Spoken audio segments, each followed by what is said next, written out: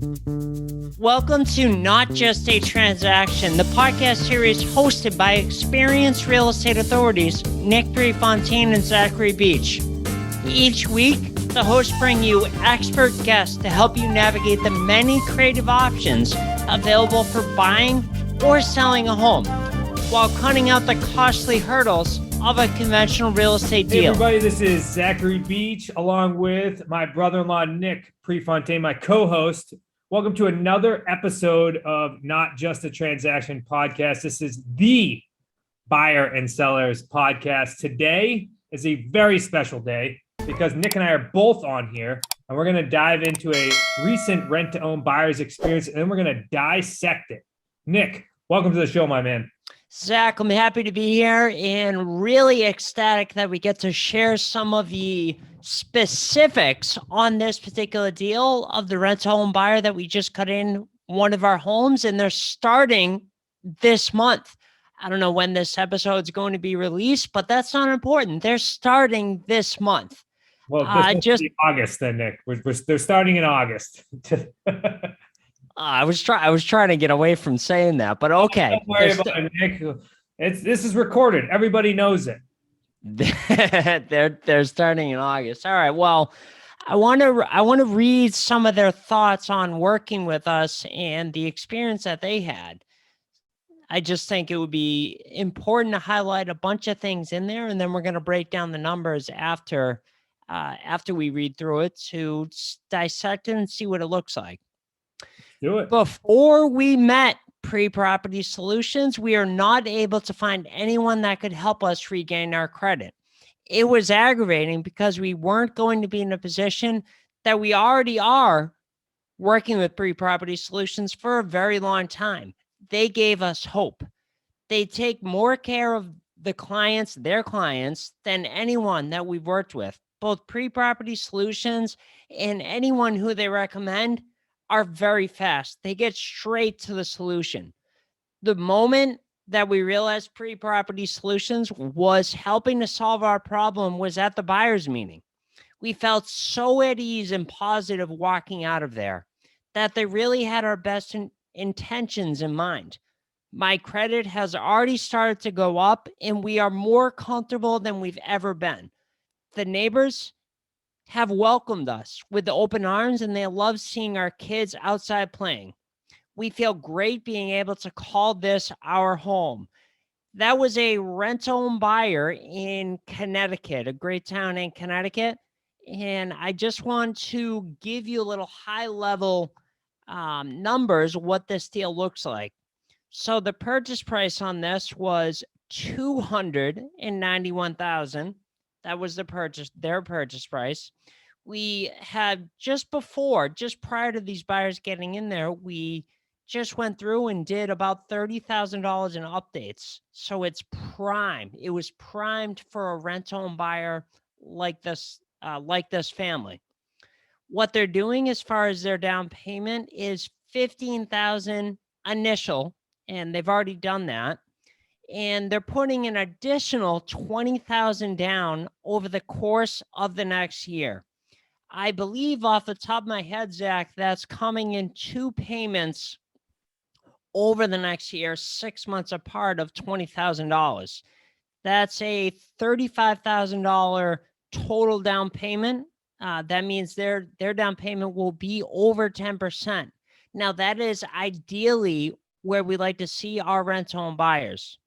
However, we mentioned at the buyer's meeting when Sue and I were meeting with these folks that we do have the ability to allow them never to go to a bank once they get their down payment to 20%. What that equates to roughly in this case is $58,000, and they were very comfortable with that. This is someone, why they're not able to get a loan, and I think it's important for the listeners to realize this, why they're not able to get a loan. They're both business owners, so they're both self-employed. One of them owns a car detailing business, and the other one just got done exiting out of a profitable deal where they sold a franchise, and then they were just in the process of buying another one. So these people were definitely wheeler dealers, if I do say so myself. And the monthly payment on this, and this price does include taxes, is $2,024.10. Now, you're probably wondering why I included, Zach, the 10 cents in there, but In my mind. if I didn't include the 10 cents, you'd think I was making this whole thing up. So that is just to give all the listeners out there that's a great example of a little buyer that we accepted a few weeks ago, and they're moving in this month. They've already moved in. They're extremely happy. And I love to hear those stories because our family works so hard at creating this solution, at having a very systematic approach to this, and having the processes in place. You like that, Nick? Processes in place in order to help people get to the finish line here. So I'm so excited for those buyers in the start of their journey. Nick mentioned that ideally we want to get our buyers to 10% down. And we have an episode that is all about why we want our buyers to have a down payment, and why not only do we want them to have it, but why it's necessary for them to have it.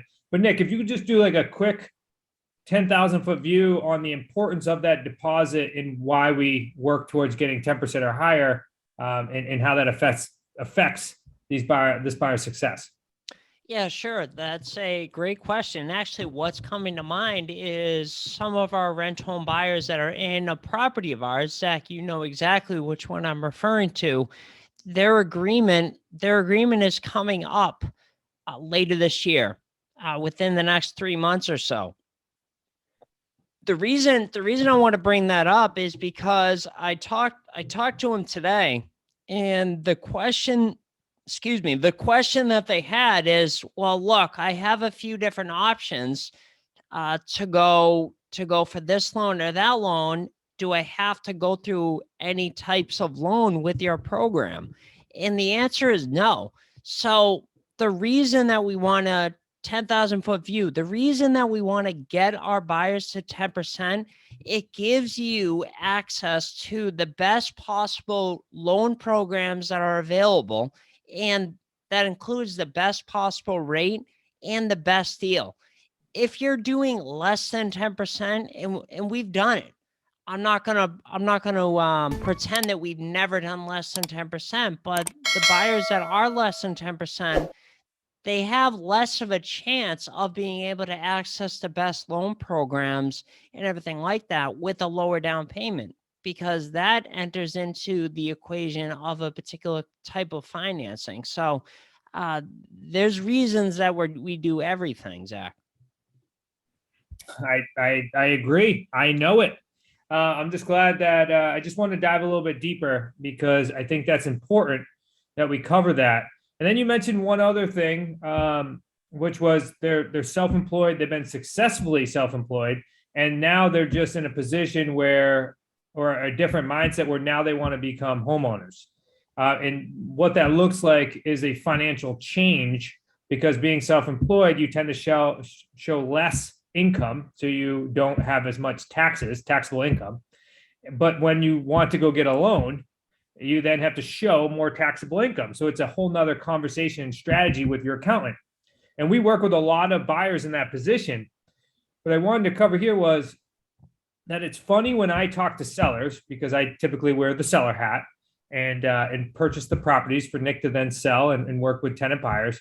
Sellers tend to fall on one side of the fence, meaning either sellers 100% understand in that there are people in a position that are self-employed or had a legitimate hiccup in their credit and know that they deserve to become homeowners. And then there's the other bucket where sellers believe that if somebody cannot qualify for loan, then you should not sell to them. Like, why would I want to give somebody that?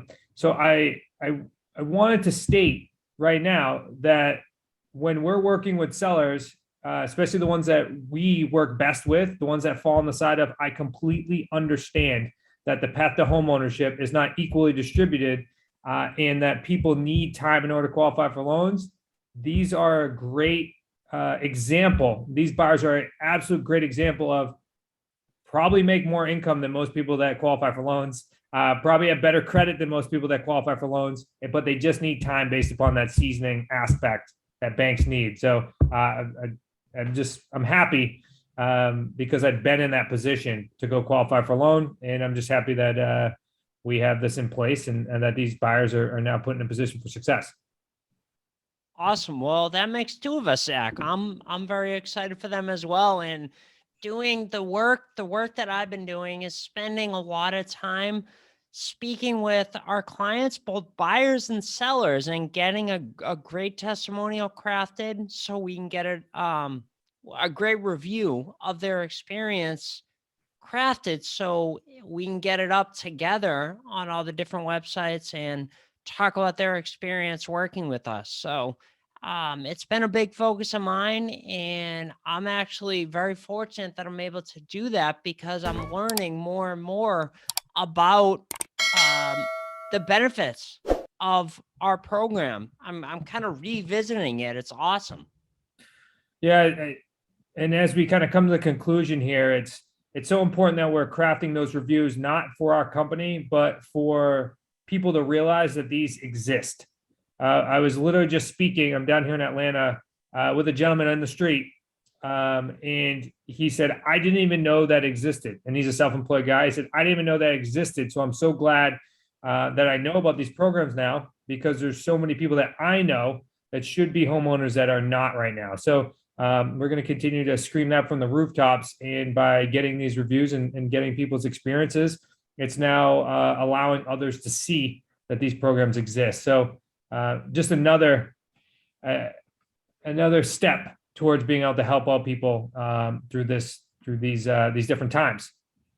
So Nick, I think we covered, tell me if I'm wrong, but I think we covered another great experience that somebody had, and I hope that a buyer and or seller that is listening to this now understands the value in the types of options and the programs that we have to get people to homeownership. And I think that would conclude another fantastic episode, Not Just Transaction. What do you think?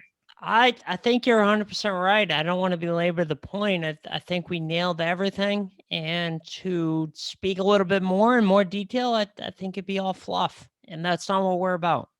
No fluff. Property Solutions. So we are signing off. I hope you enjoyed another episode of Not Just a Transaction. You can catch us every single Wednesday until they kick us off. So we will see you next week. Thanks for listening to another episode of Not Just a Transaction. If you want to learn more on selling a home, buying a home, or resources to learn more, head on over to our website at originalre.com.